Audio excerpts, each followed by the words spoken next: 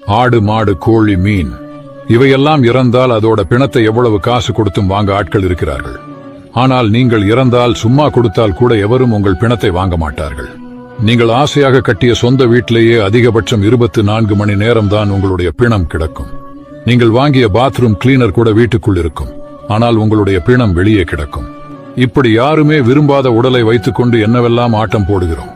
நான் யார் தெரியுமா, நான் அப்படி, நான் இப்படி என்று சுயதம்பட்டம் அளப்பறைகள் செய்து விபத்தில் வாழ்கின்றோம். விதவிதமான நகைகள், விலை உயர்ந்த ஆடைகள் அணிந்த உடல் என்பதற்காக புதைக்காமலோ எரிக்காமலோ விட்டு விடுவார்களா? நட்சத்திர ஓட்டல்களில் விதவிதமான உணவுகளை சாப்பிட்டு வளர்த்த உடல் என்றால் மட்டும் வீட்டில் வைத்து பூட்டிக் கொள்வார்களா?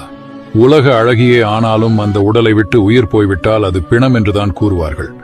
அதிகபட்சம் 24 மணி நேரத்தில் சொந்த வீட்டிலிருந்து வெளியே கிடத்தி விடுவார்கள். பெரிய பெரிய பிரபலங்கள் பயன்படுத்திய ஆடை உபகரணங்களை போட்டி, ஆனால் அந்த பிரபலங்களின் பிணத்தை வாங்க எவர் உண்டு? இதைத்தான் பாம்பாட்டி சித்தர் இவ்வுடலானது அரைக்காசுக்கு ஆகாதென்று ஆடு பாம்பே என்று பாடியிருக்கிறார்.